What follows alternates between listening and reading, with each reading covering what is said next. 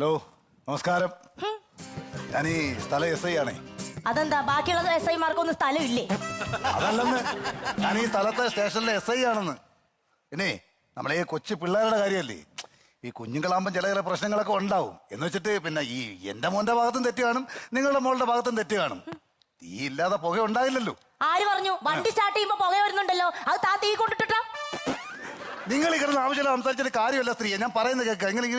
നിങ്ങളെ കണ്ടാൽ തന്നെ നിങ്ങളൊരു കുടുംബത്തിൽ പറഞ്ഞ സ്ത്രീയാണെന്ന് നോക്കാം. അവർ നല്ല നല്ല സൗന്ദര്യമുള്ള സ്ത്രീയല്ലേ, അവരിങ്ങനെ സംസാരിക്കുന്നത് ശരിയാണോ?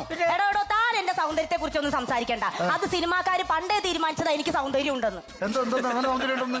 എന്നെ സിനിമയിൽ വിളിച്ചിരുന്നു. എന്നിട്ട് നിങ്ങൾ പോയില്ലേ? ഇല്ല, ചെറിയ റോളിന് ഞാൻ പോവാറില്ല. അപ്പൊ വലിയ റോൾ കിട്ടിയാൽ? വലിയ റോൾ ആരും എന്നെ വിളിക്കാറില്ല. എങ്ങനെ വിളിക്കും? ഇതല്ലേ സ്വഭാവം. എന്റെ സ്വഭാവം അറിയാനാണോ താൻ ഇവിടെ വന്നത്? തന്റെ മോനാണോ എന്റെ മോളെ ഉമ്മ വെച്ചത്? അതെനിക്ക് അറിഞ്ഞേ പറ്റൂ. എനിക്ക് ഇവിടെ സംസാരിക്കാൻ താല്പര്യമില്ല. നിങ്ങൾ പ്രിൻസിപ്പൾ അദ്ദേഹത്തെ വിളിയാ.